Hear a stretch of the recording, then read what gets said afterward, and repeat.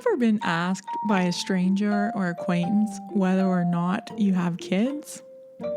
If you're child-free, and especially a child-free woman, chances are you don't easily forget the looks of surprise, judgment, or pity you've received when you answer this question.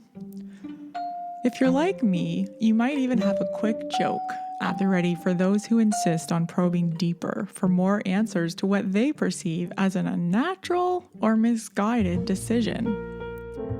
Happy International Women's Day and welcome to Audiobook Reviews in 5.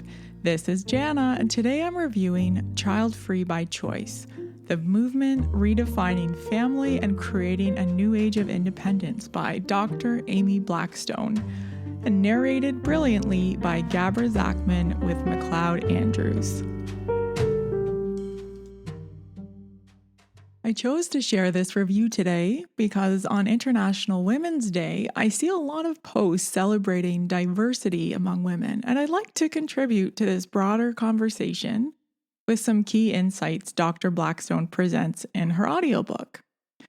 First off, I want to mention this book is specifically about people, men and women, who've deliberately chosen not to have children. This is not about childless people who are coming to terms with infertility or unhappy about their predicament, which is completely legitimate as subject matter, but it is not explored in this book. Secondly, although men make up significant numbers of the child-free community, it's often child-free women who bear the brunt of questions and judgment, and this is largely because of cultural pressures and stereotypes. One of the most illuminating chapters in this book is a discussion on how maternal instinct isn't so much instinct as it is a process of socialization. Dr. Blackstone points out that it is much more comfortable and even comforting to others to joke about one's individual lack of maternal instinct than it is to suggest that maternal instinct itself doesn't exist. The deeply uncomfortable belief underlying all of this, of course, is that many people have internalized the idea that women who aren't mothers, or simply those who don't aspire to be parents, aren't real women. And another stereotype that this book tackles is the commonly held belief that having children ensures you will have someone to take care of you when you're older. But on a side note, when I listened to this section, I really had to wonder that do people that hold this assumption visit retirement homes or retirement residences much? Because that experience alone should verify for you that plenty of folks with kids can still end up, unfortunately, quite lonely. As Dr. Blackstone outlines in her book, many child-free folks take the time to develop deep friendships and extensive social networks. And far from being selfish and self-absorbed, child-free folks take the time to volunteer in their community, and they benefit many others outside their immediate family.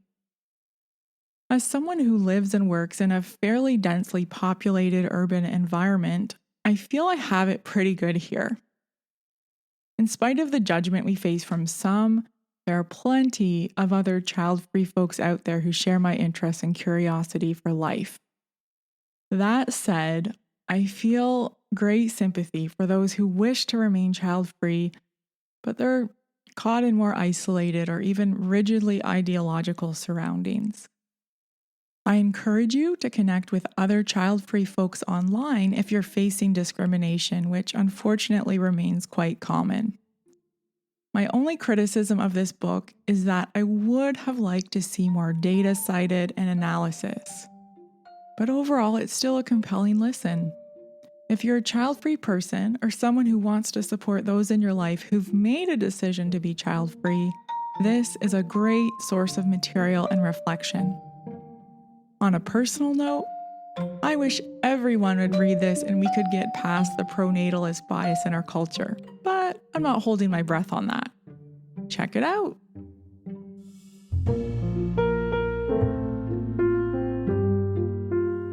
That's all for this episode of Audiobooks in 5. Join me again soon for another audiobook review, and thanks for listening.